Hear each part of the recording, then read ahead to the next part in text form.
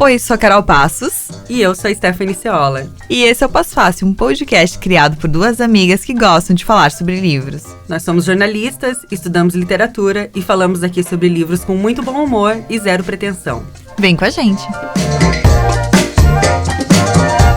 Olá, pessoal! Está começando a 6ª temporada do Pós Fácil Podcast e eu sou a Carol Passos. E eu sou a Stephanie Ceola. A gente está muito feliz de começar uma nova temporada no formato clássico do Pós-Fácil, de bate-papo sobre livros, entre nós duas e com autoras e autores que vão aparecer por aqui. É aquela conversa leve e despretensiosa sobre livros. E para começar, a gente está recebendo uma escritora que a gente descobriu recentemente e que já mora nos nossos corações. Luciane Aparecida, seja bem-vinda ao Pós-Fácil e viva o matriarcado! Melhor jeito de ser recebida. Boa noite, super obrigada pelo convite, é um prazer estar aqui. Vou apresentar um pouco a Luciane para quem não conhece, quem está chegando agora, né? A Luciane nasceu em 1972, o mesmo ano que eu, na Bahia. É doutora em letras, com pesquisa nas áreas de nação, migração, memória e identidades. É autora do livro de poemas Macala, da peça Joana Mina, e de novelas escritas com assinatura de Ruth do Caso. Mas ela chegou até nós com o romance Mata Doce, que foi publicado em 2023 pelo selo Alfaguara da Companhia das Letras. E esse é o primeiro livro que você assina com o seu nome, né? Luciane, como que você se apresenta, então? Eu me apresento como Luciane Aparecida, como baiana, como escritora, professora. Acho que é isso. Esses são os meus lugares de prazer na vida. É a minha relação com a palavra e com a Bahia, que é minha grande felicidade. Antes da gente falar de Mata Doce, que é o grande tema desse podcast, eu queria que você falasse um pouquinho sobre a Ruth, né? A tua persona antes, né? Disse Luciane, por que você usava o pseudônimo e por que você decidiu assinar justamente Mata Doce? Olha, eu acho que eu poderia escolher vários caminhos para responder essa pergunta, mas um dos caminhos possíveis é a timidez. Eu era muito tímida quando comecei a escrever na adolescência. E aí, na adolescência, eu criei um nome fictício para escrever livros e assinar com aquele nome. Porque se alguém em casa encontrasse o livro, acharia que não era eu. Mas, claro, né, isso é um adolescente pensando a vida, achando que um adulto fosse encontrar um livro manuscrito nos meus papéis, não fosse pensar que fosse meu. Enfim, ao ficar adulta, entrar na universidade e saber que existiam algumas mulheres como Bell Hooks que criaram o nome em relação à avó materna, aí eu pensei, não vou usar mais esse nome que eu usei até aqui da adolescência, vou criar um nome que faça referência à minha avó materna, que é uma pessoa excepcional e que me influenciou muito a ler literatura e a amar literatura. E o nome de minha avó é Ruth. Então eu pensei, vou escrever a partir de agora com esse nome, Ruth, e pensei qual sobrenome eu vou inventar. E aí coloquei assim, Ruth do Caso, porque oralmente fica parecendo que, pode parecer que é Ruth do Caso, de um caso, de uma história, tal. E aí fiquei publicando livros com essa assinatura.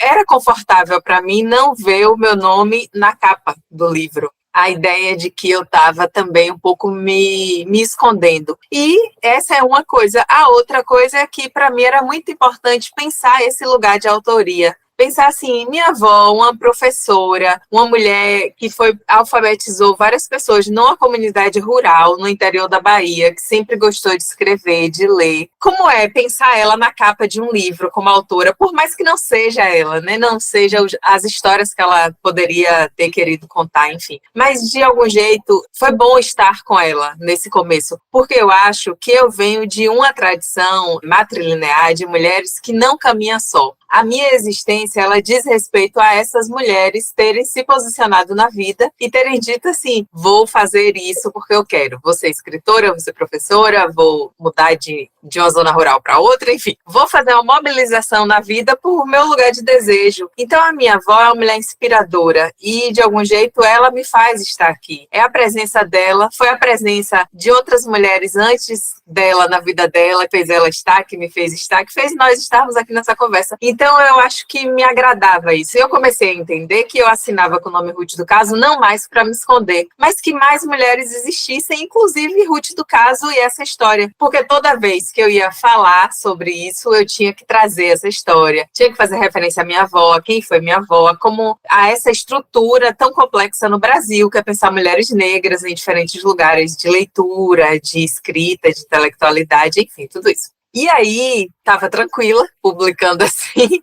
até que na pandemia começou a ficar muito difícil meio que a nossa existência real, né? Para além do medo terrível de tudo que passou a existir com a Covid-19, mas também meio que o Brasil ficou um pouco difícil para algumas mulheres que tinham algumas características, enfim. E aí eu comecei a pensar também que talvez assinar de modo direto um texto, fui pensando em mudar meu jeito de escrever, e aí está com o meu nome Macala, que é um livro de poesias que eu publiquei. E também Joana Mina, que é uma dramaturgia. Mas, na verdade, eu tinha dentro de mim, assim, que eu queria mesmo era ficar na prosa, que é por onde eu comecei. Com Ruth do Caso, são livros de prosa. Aí eu pensei, aquele romance que eu estava guardado para escrever, que é Mata Doce, acho que vou colocar ele agora no jogo. E aí a Companhia das Letras tinha me escrito, me convidando para publicar com eles, e a editora fez contato comigo dizendo isso, queremos um romance. Eu nunca tinha publicado romance, aí eu achei maravilhoso pensar também, ótimo, vai ser agora. Vou começar, Ruth do Caso publica.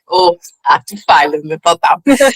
Vou começar Luciane Aparecida publicando agora. E por que ato falho? Porque eu mandei para a companhia um romance que eu tenho inédito, escrito com a assinatura Ruth do Caso. E eles aceitaram, só que foi nesse momento aí que eu pensei, não, eu quero realmente publicar Mata Doce. Eu acho que essa história é um momento para essa história correr o mundo, porque quando eu estava escrevendo esse livro, que eu já escrevia com o meu nome, Luciane Aparecida, eu queria uma coisa assim, eu queria que personagens como essas que estão nesse livro fossem amadas, que o Brasil pudesse olhar com algum carinho para pessoas assim, pessoas como essas que estão em Mata Doce. Então eu pensei, não, quero esse. Aí falei com minha editora e disse a ela, não quer desculpa, mas eu vou te enviar outro livro. E aí enviei Mata Doce e foi tudo ótimo, ainda bem. E aí publicamos Mata Doce no final do ano passado e agora minha estreia no romance como Luciane Aparecida. E esse que foi enviado, tu não vai publicar? Acho que não, por hora não, porque ficou essa assinatura,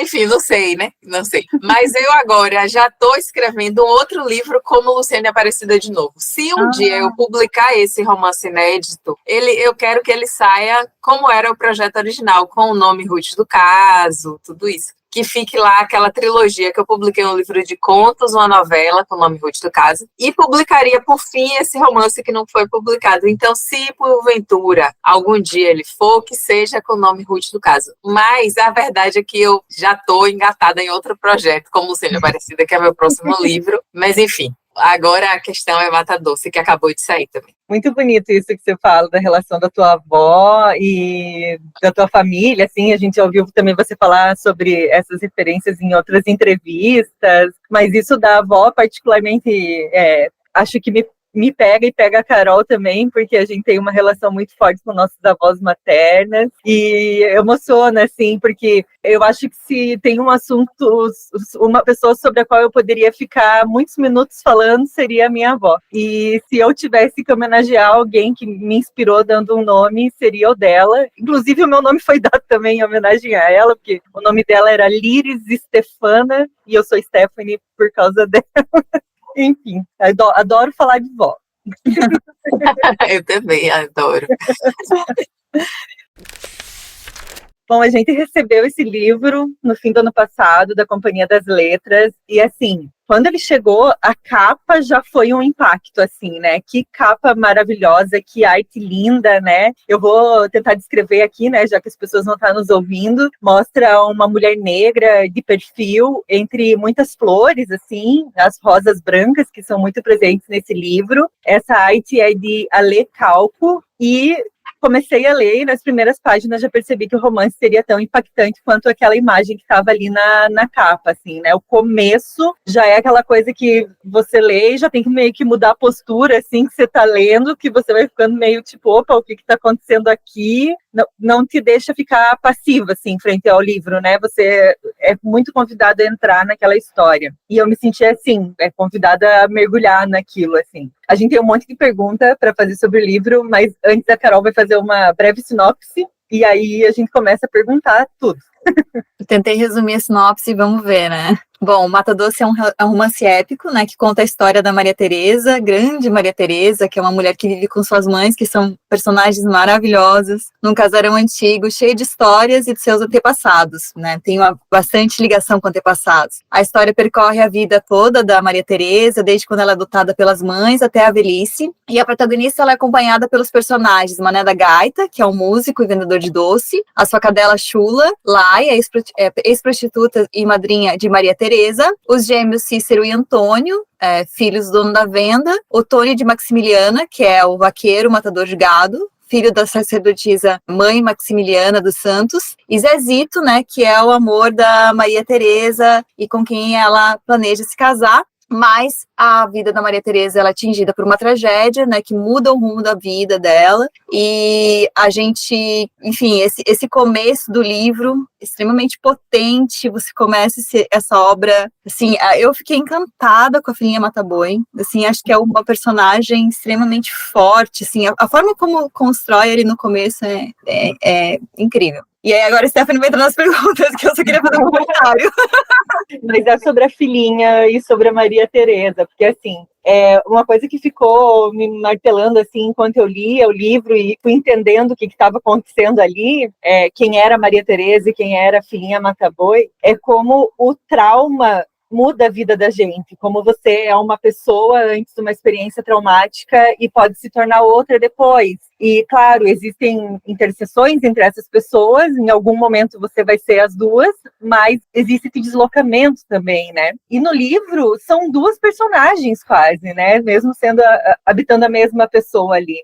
Bom, eu sabia que eu vou aprendendo mais sobre essa personagem ao ouvir as pessoas leitoras do que necessariamente no meu processo de escrita, porque é fascinante como o livro ganha uma dimensão absurda com a leitura. E como cada pessoa que ao ler vai encontrando e vai fazendo análises. Às vezes eu tenho visto análises até psicanalíticas para pensar Maria Teresa nesse jogo duplo entre ela e Filhinha Mata-Boi. Acho tudo fantástico, acho tudo maravilhoso. Agora, claro, quando eu estava escrevendo, eu queria muito, assim, pensar uma mulher a partir de uma perspectiva mais complexa. Porque, às vezes, a gente tem as pessoas em lugares fixos, né? Pensa assim, o que é uma mulher que mata um boi? Ou o que é uma mulher que mora na zona rural? Então, eu queria deslocar um pouco essa personagem desses lugares mais fixos. Aí eu pensei, já sei, vou fazer isso, então, trazendo uma mesma pessoa para viver situações extremas em alguma medida e sempre mobilizada a partir disso, né, dessa coisa terrível que aconteceu na vida dela, desse grande trauma. Então, meio que foram assim os meus caminhos de escrita. Eu, desde o começo, sabia que queria escrever sobre Maria Teresa, eu pensei nela como a personagem principal do livro e, desde o começo, pensei nela como a matadora de bois. Isso já desde o começo.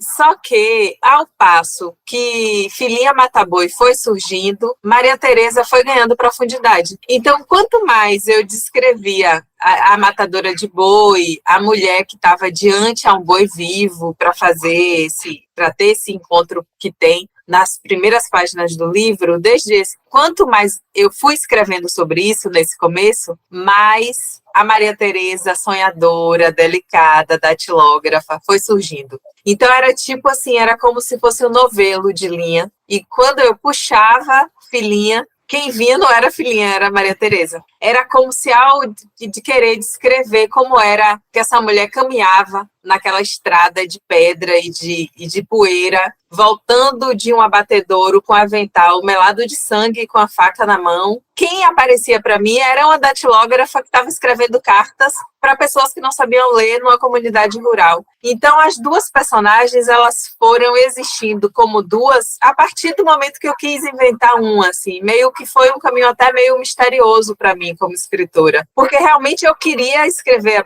uma personagem que matava boi, mas quanto mais eu ia atrás da personagem que matava boi, mais a escritora de cartas surgia. E isso foi ganhando um volume no meu processo de escrita tão grande que quando eu termino o primeirozinho capítulo, ela fala em primeira pessoa a personagem. E eu fiquei assustadíssima nesse momento. Eu pensei, ai, perdi meu livro. Porque eu estava escrevendo o livro todo em terceira pessoa. Então eu estava descrevendo uma mulher que tinha vivido um trauma, que já era idosa, mas que lembrava da vida dela na juventude, que tinha matado um boi, isso tudo, né? Fui escrevendo. E aí, de repente, no primeiro capítulo tem a cena de morte ali. Ai, não era para falar essa parte. Dale, dá nada. Eu só vou dizer isso.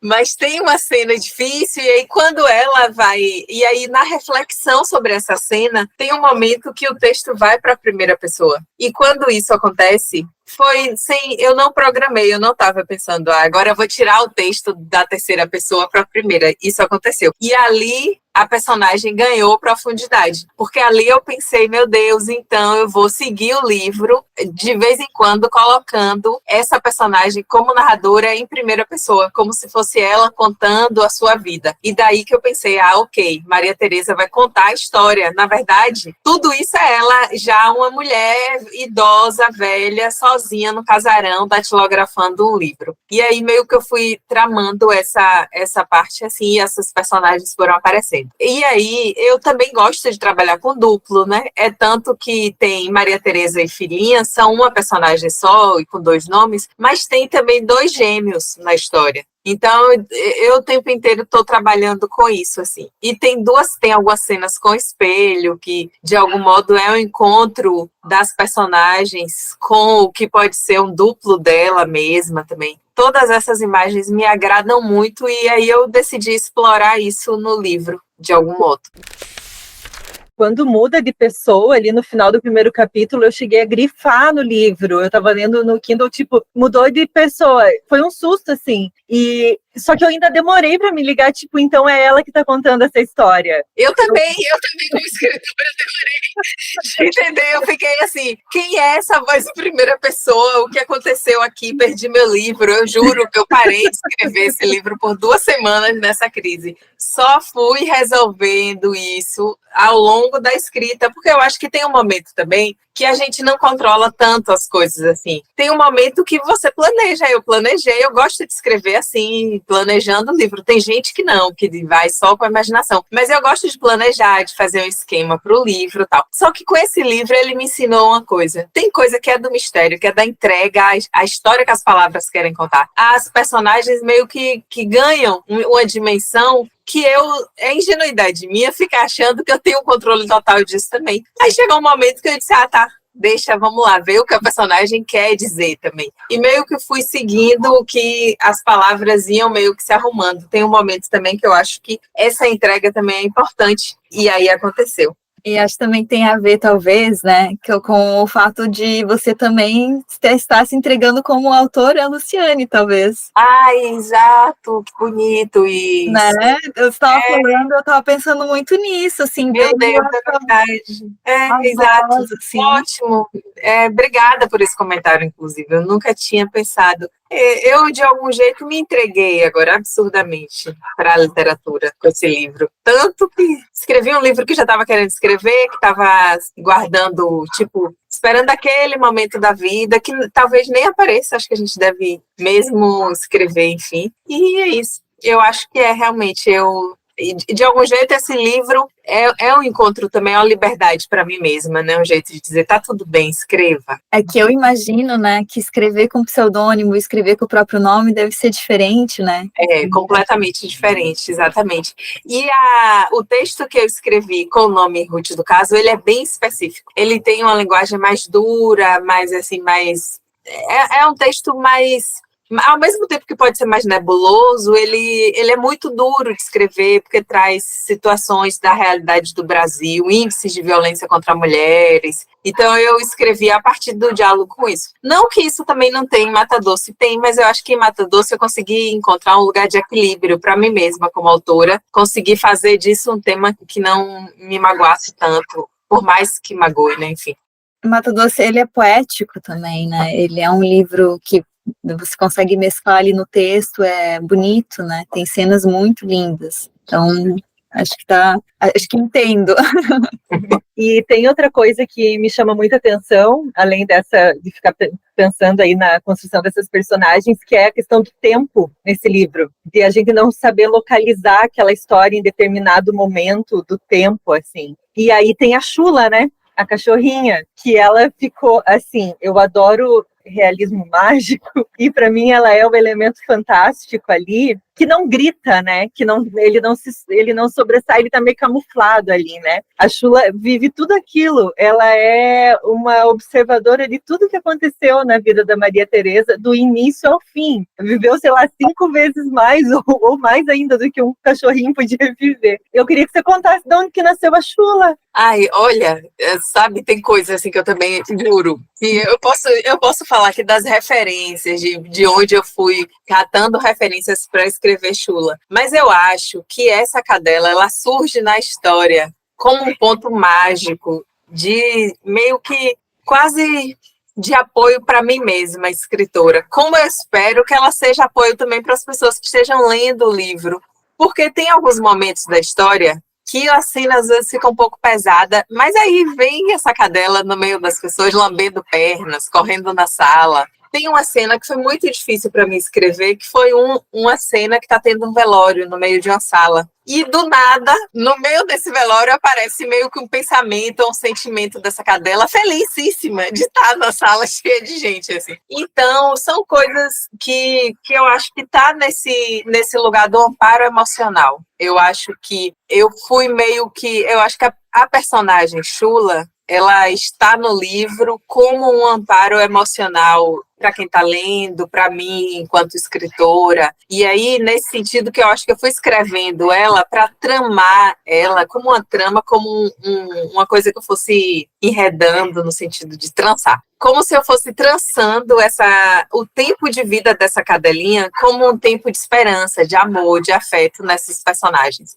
E é claro, né, infelizmente, um cão, uma cadela não fica tanto tempo vivo, assim, mas é a opção de vida que a gente pode dar à realidade. E talvez isso seja o fantástico, né? Tipo, em meio a situações de abandono, de solidão, em meio a tantas dores devastadoras da vida, ter a presença daquele animal ali foi o que eu pude oferecer à personagem. Já que eu estava disposta a escrever um livro que dialogasse com a realidade, e eu queria dialogar com essa realidade, às vezes, truculenta do Brasil, que tem brigas por terra, que tem mulheres tentando sobreviver em meio a situações de machismo e violência, LGBTfobia, tanta coisa. Eu pensei assim, o que eu posso oferecer de fantástico para essas personagens é a presença constante dessa cadelinha na vida delas. O tempo inteiro, sem pausa. Não tem um momento que ela não esteja ali. Então, eu acho que essa cadela está ali também meio que como um amparo. Isso é uma coisa, né? Uma resposta. A outra é a referência a Graciliano Ramos, que eu fui leitora apaixonada de Graciliano e li Vidas Secas, e Baleia quase maior que Vidas Secas. E li Vidas Secas enlouquecida, e essa personagem baleia fantástica, fabulosa. E de algum jeito, quando eu li esses romances ali, que estão localizados na literatura brasileira, né, nessa geração de 30, eu pensei assim, também quero escrever sobre um lugar assim, porque é o meu lugar de origem. Eu nasci numa comunidade rural, no interior da Bahia, no Acatinga, numa zona de transição entre a Mata Atlântica e a Caatinga. Então, autores como Guimarães Rosa, Graciliano Ramos, dizem muito sobre essa geografia. José Lins do Rego escrevem sobre essa geografia. Mas eu queria escrever a partir da minha posição. Eu queria escrever a partir da posição de uma mulher que nasceu, cresceu, viveu, né, naquele ambiente. Porque eu acho que nós também podemos ocupar na literatura um lugar de voz específico. Assim. Isso, óbvio, eu não estou querendo dizer com isso que uma pessoa, para escrever um livro assim, precisa viver essa experiência. Mas eu estou dizendo que eu fiz a escolha de contar o livro a partir desse lugar. E eles não fizeram necessariamente essa escolha. E essa é uma escolha que eu fiz e que eu queria fazer. Isso não quer dizer também que o livro entra em choque com esses autores clássicos. Ao contrário, é dialogar com isso a partir de outra perspectiva, porque eu acho que na literatura diferentes perspectivas são válidas também, né? E aí, nesse sentido, eu queria escrever uma história também que tivesse uma cadela e que essa cadela fosse um elemento importante na narrativa. E tem um poema de Drummond, eu li muita poesia na adolescência, tive um avô que amava poesia e a gente ouvia poesia no rádio, eu ouvi muita poesia no rádio com meu avô. Então, meu avô lia muito cordel, a gente ouvia poesia no rádio, enfim, tudo isso criou no meu ouvido um jeito, uma percepção e um prazer em ouvir poesia muito grande. E um desses poemas que eu li foi Drummond, que escreve um poema que o nome é Consolo na Praia, que não consola absolutamente ninguém, é um poema devastador, que diz assim: o primeiro amor passou, o segundo amor passou, não fez nenhuma viagem, a vida é um acabamento, ele não usa essas palavras, mas é tipo assim, a vida é um acabamento, mas tens um cão. E aí, a primeira vez que eu li, eu não tinha um cão e nunca tive até hoje. Quer dizer, uma escritora, uma pessoa que escreve, é uma pessoa que não tem muito, a gente não deve confiar tanto assim. Eu estou aqui falando por horas da importância de como gosto de cães e nem nunca tive um. Mas quando eu li esse poema de Drummond, ele foi me amparando, tipo, aquela voz lírica dizia assim que não teve isso, não teve aquilo, eu também não tinha tido. E eu fui ficando amparada. E quando ele falou, mas tens um cão, aí ele me destruiu porque eu não tinha tido. Eu falei, que raiva. Mas aí, ao mesmo tempo, eu pensei, um dia eu vou ter, mesmo que seja na ficção. Então, é tanto que esse verso é epígrafe do livro, né? No começo de Mata Doce tá lá, mas tens um cão.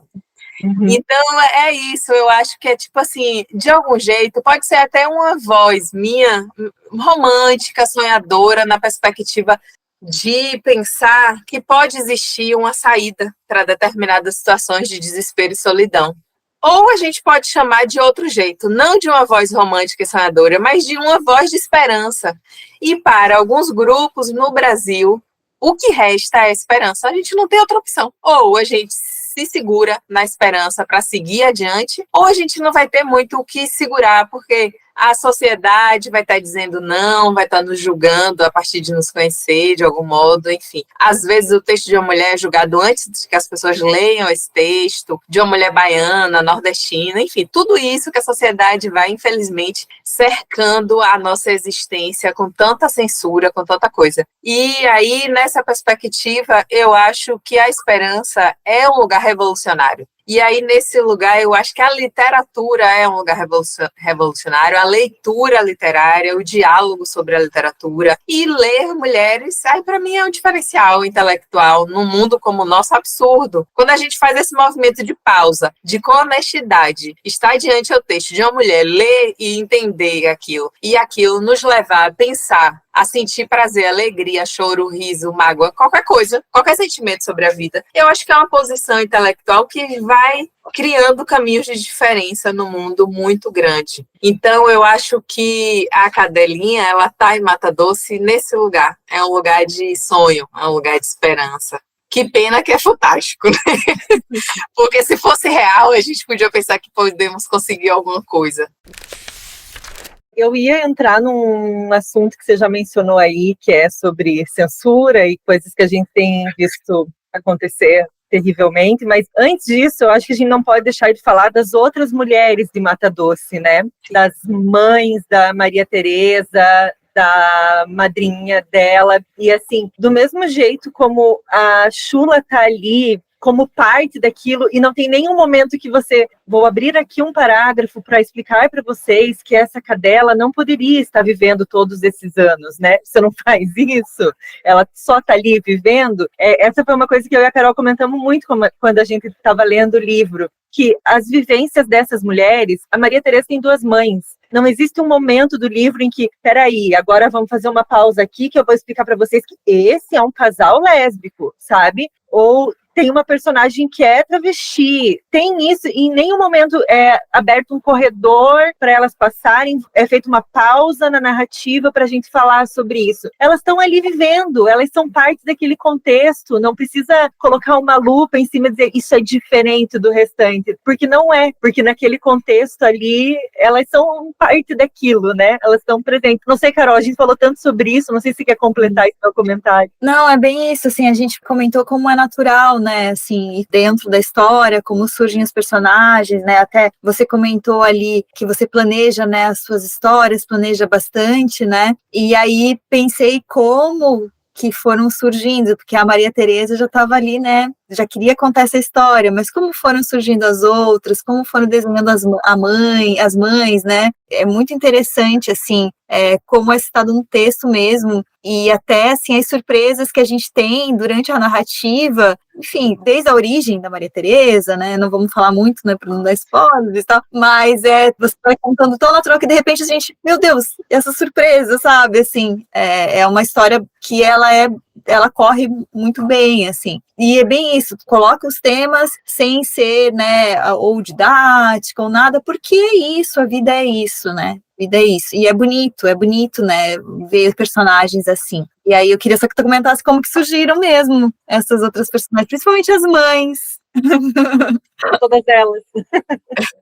Eu acho que é isso. Eu queria escrever um livro para que essas personagens fossem amadas. Eu pensei assim, eu quero escrever um livro e oferecer dignidade para um casal de mulheres que se amam. E eu acho que essa dignidade que eu fui tentando construir ali naquela história era exatamente que isso pudesse existir ali com liberdade, sem necessariamente precisar estar... Não que isso não seja necessário, em algum momento precisar explicar. Mas no livro eu quis colocar de modo que a coisa acontecesse. Por quê? Porque realmente eu queria pensar assim, eu quero contar a história de mulheres que se amam e que... Só que é isso, o jogo da vida, não necessariamente as coisas são... Enfim, esse livro, ele começa quando a primeiro rabisco, a primeira vez que eu escrevi qualquer palavra sobre esse livro, eu estava embaixo de uma árvore lá em casa, e eu comecei pelo personagem Mané da Gaita. Estava conversando com um tio meu, e esse tio disse que, quando ele era criança, ele via um vendedor de doce passar ali naquele lugar, naquela árvore que a gente estava.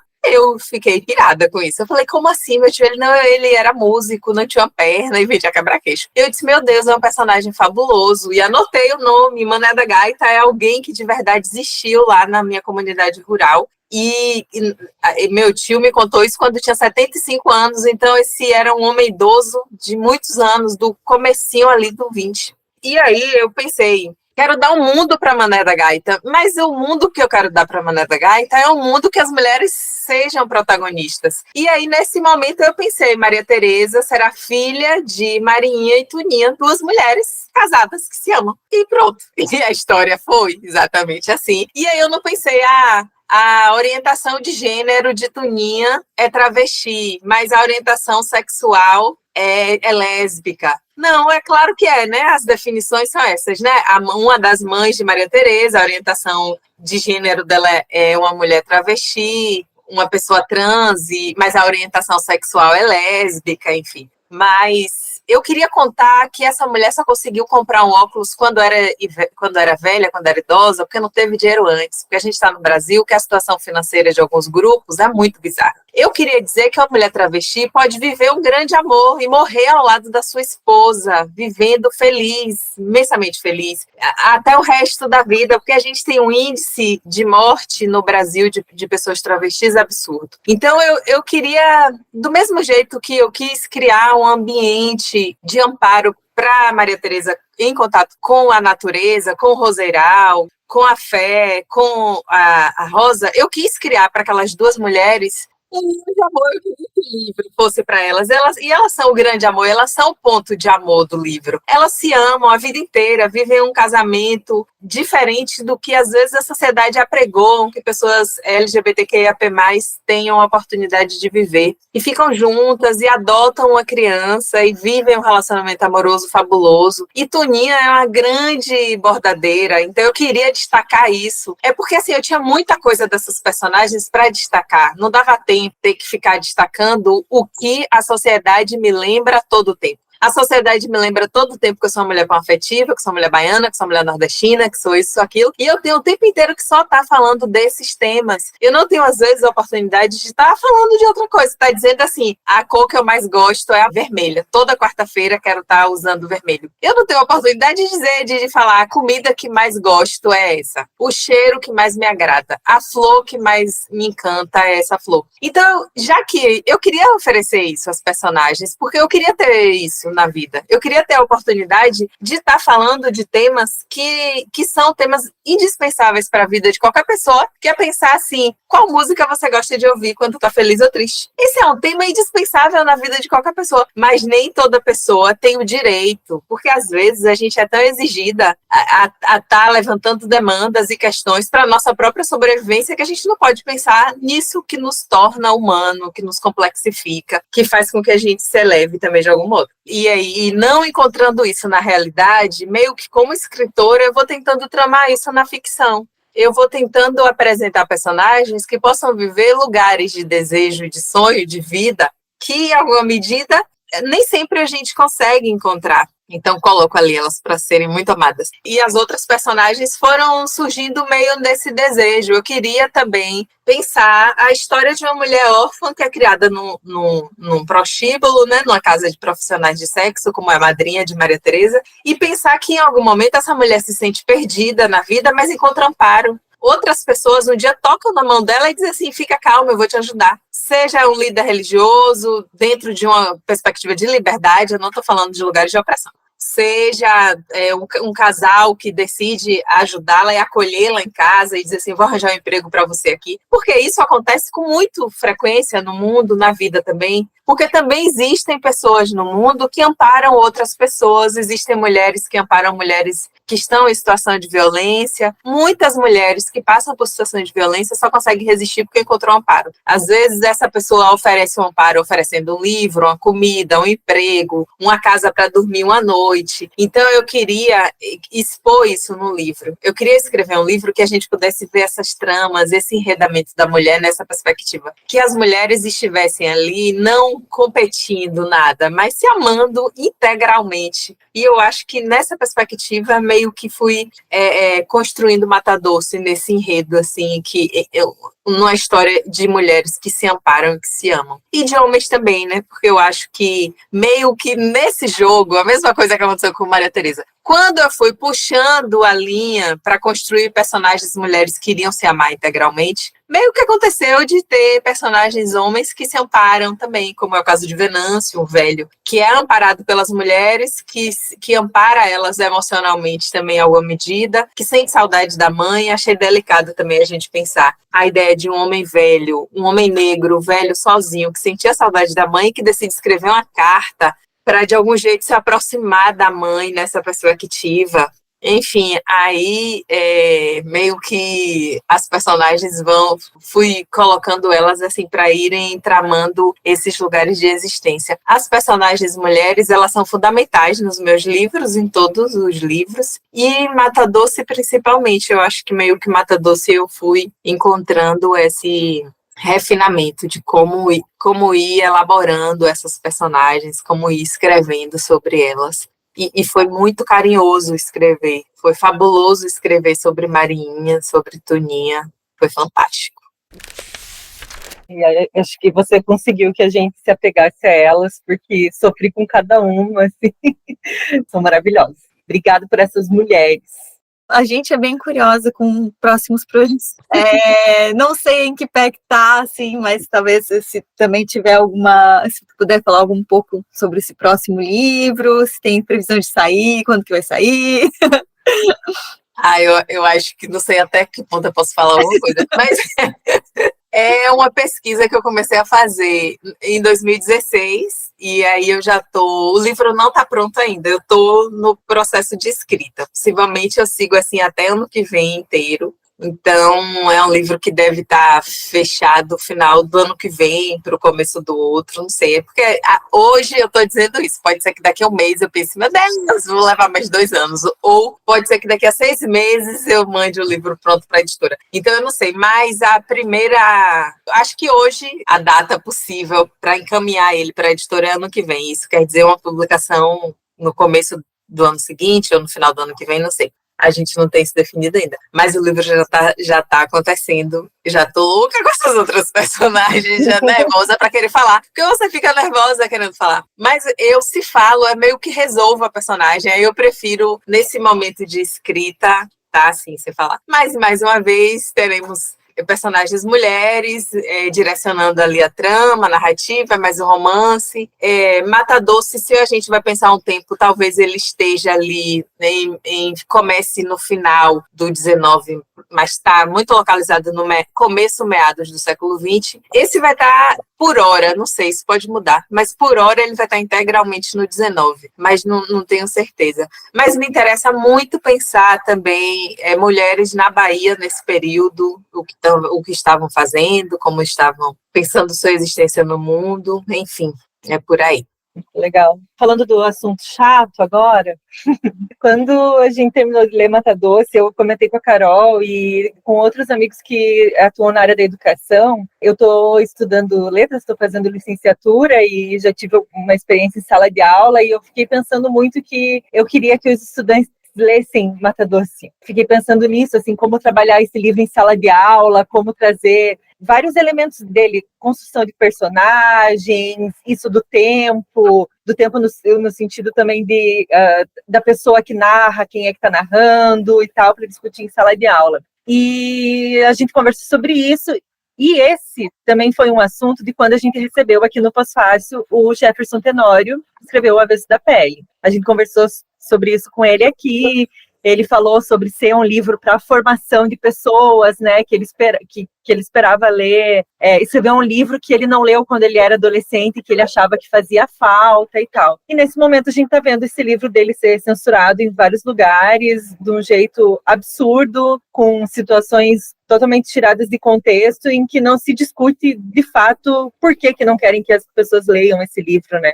Eu queria saber se você imaginou Mata Doce sendo lido por esse público de adolescentes e jovens adultos, se você acha que seria um romance interessante para a formação de leitores, né? E como é que você vê esse cenário atual, mas não é só de agora, infelizmente, né? Enfim, queria que você falasse sobre isso. Primeiro que é um grande sentimento, né, desse cenário todo. A censura, ela é sempre provocadora no sentido de criar temor e pânico. Eu acho que um dos desejos da censura é esse também, mas ao mesmo tempo também é provocadora de um desejo de enfrentar isso, de seguir adiante, né? É tanto que ela gira essa coisa que a partir do momento que o livro é censurado, meio que ele vira um boom também. Então, são dois lados bem contraditórios. E eu, quando escrevi Mata Doce, eu escrevi, sim, pensando que eu quero, e tenho essa ainda esperança, eu quero que esse seja um livro lido, eu quero que esse seja um livro que possa transitar em escolas, entre jovens, entre pessoas mais velhas, porque eu acho que são pessoas que merecem nosso crédito no que diz respeito à perspectiva da coragem. E eu acho que a censura, ela lê essas pessoas como frágeis. A censura lê o adolescente, lê o idoso como pontas frágeis da nossa sociedade, que não merecem confiança de serem deixados diante a uma coisa. É como se eles não pudessem lidar com X assuntos. Mas meio que, na verdade, é o meiozinho da vida, que é a parte adulta, que parece que tem medo de determinados temas. Porque os jovens estão super de boa para lidar com isso. Os idosos podem estar também abertos e de boa para lidar com isso, e parece que fica uma massa ali, um meio disso tudo, com medo, talvez, de que se mexa no seu próprio lugar de privilégio, de que essa pessoa adulta seja inquirida a falar sobre esses temas, a se pronunciar sobre isso. Então, meio que o jeito que essa sociedade encontra de lidar com isso é a aversão a esses temas, né? Então, livros que vão falar sobre situações lidas como temas difíceis da sociedade, o racismo, LGBTfobia, são livros que entram nessa coisa absurda que é a censura, completamente condenável, porque eu acho que a literatura ela exige coragem da pessoa leitora, e principalmente a literatura merece caminhar em lugares de liberdade, em caminhos de liberdade. E aí o problema para mim, em algum momento, não é o tema, mas é quem está escrevendo. Parece que o medo que as pessoas sentem não é sobre o que está se dizendo, mas quem diz. Porque não existe novidade na literatura. Esses temas todos estão sendo tratados há muito tempo, mas parece que o problema é um homem negro falar sobre o racismo. Parece que o problema é uma mulher falar sobre o machismo. Mas se há um homem falando sobre o machismo, pode. Se é uma pessoa branca que vai discutir com profundidade questões sobre o racismo, pode. Mas se é um homem negro que escreve um livro que vai discutir essas demandas, parece que se precisa cercar isso e meio que proibir. Então, eu acho que são várias zonas complexas. Não é um assunto simples de pensar. Mas pensar a censura, o primeiro ponto de partida, obviamente, é condenar a censura, porque eu acho que nessa perspectiva ela tem como desejo abafar temas muito importantes da sociedade. A gente está num país que lida, por exemplo, se a gente vai pensar no avesso da pele, que lida com o tema que é o índice enorme de assassinato de jovens negros, de homens negros no Brasil, em determinada faixa etária. E é um tema delicado e a gente pensa assim, nem foi esse a leitura que se fez, né? A censura nem chegou aí.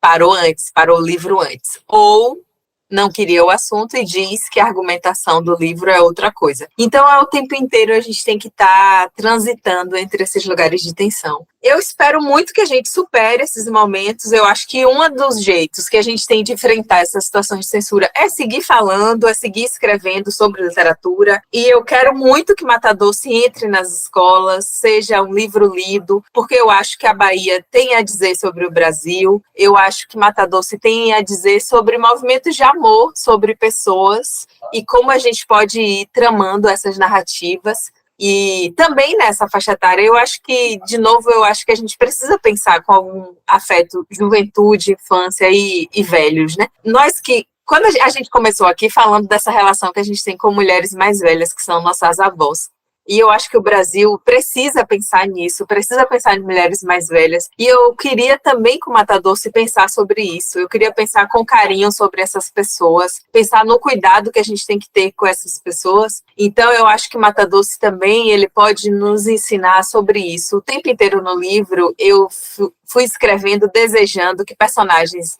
jovens tivessem contato com personagens mais velhos. Então, Maria Teresa é uma criança adotada por mulheres mais velhas. Quando Maria Teresa fica adulta, ela tem contato com mulheres idosas e o tempo inteiro, assim. E quando Maria Teresa é uma mulher idosa de 92 anos, ela tem contato com a fotógrafa, que é uma mulher mais jovem. Então, é tanto que eu coloquei a fotógrafa no final do livro para manter esse equilíbrio que é sempre esse tempo não linear, né? Mas um tempo também em espiral, que as histórias vão e vêm, as histórias se repetem. Enfim, eu acho que nós temos muito a avançar sobre lugares de opressão no Brasil. Com a leitura, as pessoas que se posicionam em lugares mais rígidos têm consciência disso, e então os lugares que elas podem proibir é a leitura. É a leitura que vai ser proibida, como você disse. Infelizmente, não é o primeiro caso. Eu acho que o Brasil está cheio de histórias de músicas que foram censuradas, de obras literárias que foram censuradas. Isso, para a gente, nos traz uma memória terrível, que é uma memória de tempos muito cruéis. Eu quero acreditar eu quero ter a esperança de que a gente não esteja caminhando para tempos assim. E eu acho que a história nos diz e nos mostrou que um jeito de escapar desse tempo é a leitura, é a manutenção dessas músicas. As músicas que um dia foram proibidas no Brasil, por exemplo, no período da ditadura militar, é o que hoje pode nos auxiliar a pensar sobre esse período. Então, eu espero que livros que ocupem zonas de tensão na sociedade sigam aparecendo, que venham outros e outros, e que siga surgindo grupos de leitura. Eu espero que livros assim estejam em clubes de leitura, nos podcasts estejam dispostos a discutir esses temas, a pensar essas leituras. É isso, às vezes, a composição intelectual de um país, ela está formada também na ampliação dos temas, e eu acho que isso é riquíssimo e ninguém perde. Ao contrário, só ganha quando a gente se aprofunda a pensar o país de um jeito mais complexo, ninguém perde um lugar. Ao contrário, ganha-se uma percepção de um lugar que você não sabia, que você não viveu, mas você pode aprender com a leitura. Então, eu acho que a gente só tem a ganhar com a leitura, com o encontro. Ir de encontro a essas literaturas, eu acho que é um caminho de prazer e de avanço intelectual no mundo, e não de retrocesso. E não, ai, que terrível, como vai ser lidar com esse tema? Ao contrário disso, eu acho que a gente precisa ter, sabe, uma paz de pensar que não tem problema, que a literatura é só um texto, enfim, é difícil. Que a literatura seja a nossa chula, né? Que a literatura seja a nossa chuva, seja a nossa esperança, seja o nosso lugar de encontro e de vida. Luciane, a gente está chegando no final. A gente só faz uma última pergunta sempre, que a gente pede indicações para as pessoas que passam por aqui. Seja alguma coisa que você está lendo, algum autor que você queira citar, assim, indicar para os nossos ouvintes aí, até para a gente conhecer também. Tanta coisa sempre que se pode citar. Eu tô lendo o livro agora que está até aqui na minha frente, que é a nova publicação, uma das novas publicações da Alfaguara, que é Coelho Maldito. Mas, olha, eu quero indicar que, de algum jeito, que a gente possa ter esse encontro com a literatura brasileira, ter um encontro com a literatura de mulheres, que a gente possa se voltar para mulheres escritoras, para que eu, de algum jeito, deixar um convite para todas as pessoas que estarão nos ouvindo, que elas possam fazer esse movimento de ler com atenção um livro de uma autora, pensar assim, vou escolher aqui o livro de uma autora, vou ler esse livro com atenção, vou pensar na literatura de mulher, escrita por mulheres, e na literatura brasileira também, pensar nisso, nesse tema com atenção. Eu acho que esse é um lugar, é um convite para que a gente faça. Isso muda a vida, isso mudou minha vida. Ter lido mulheres escritoras mudou minha vida. Ter lido Carolina Maria de Jesus, Conceição Evaristo, Clarice, Helena Parente Cunha, Hilda Hilst, ter lido o texto dessas mulheres de algum jeito criou novas possibilidades na minha cabeça de pensar. Então eu acho que fica aí esse convite para todo mundo. Mata Doce, inclusive, faz referência a um livro de uma mulher que é Maria Firmina dos Reis. Enfim, é uma trama. Eu acho que quando a gente começa, isso nunca mais acaba, ainda bem. Um caminho sem volta. Luciane, acho que é isso. Muito obrigada por ter participado do Pós-Fácil. A gente gostou muito de te ouvir, como complemento, assim, também nossa percepção que a gente leu, quando a gente pode conversar com quem escreveu. Então, muito feliz com a tua participação aqui, abrindo essa nova temporada. Não podia ser outra pessoa. Obrigadão mesmo. Eu que agradeço, fiquei super feliz com esse convite, estar aqui conversando com vocês. Eu acho que ser lida é um lugar de dignidade absurdo, isso vai de encontro a qualquer censura, a qualquer lugar de opressão. É revolucionário ser lida, então muito obrigada por esse amparo de vida. Imagina, a gente que agradece e continua escrevendo e a gente vai continuar lendo. Beijo. Beijo, gente. Tchauzinho. Se você gostou desse episódio e quer conhecer mais do nosso trabalho, ouça as temporadas anteriores. Tem muito bate-papo entre amigas sobre livros, tem entrevistas com autoras e autores e tem até uma série especial narrativa premiada sobre literatura catarinense. A gente garante que você vai se surpreender. E considere também apoiar o Pós-Fácil. Acesse apoia.se/Pós-Fácil-podcast. Doando a partir de R$10 por mês, você já sabe. Você apoia o jornalismo cultural independente feito por mulheres e ainda concorre a combos de livros todos os meses. O Pós-Fácil Podcast é uma realização do Pós-Fácil Hub de jornalismo em áudio. O roteiro e a apresentação desse episódio são de Stephanie Ciola e Carol Passo. A edição é de BZT Studio. Para conhecer mais sobre a gente, acesse posfacilhub.com. Esse podcast foi editado pela BZT e produzido por Pós-Fácil.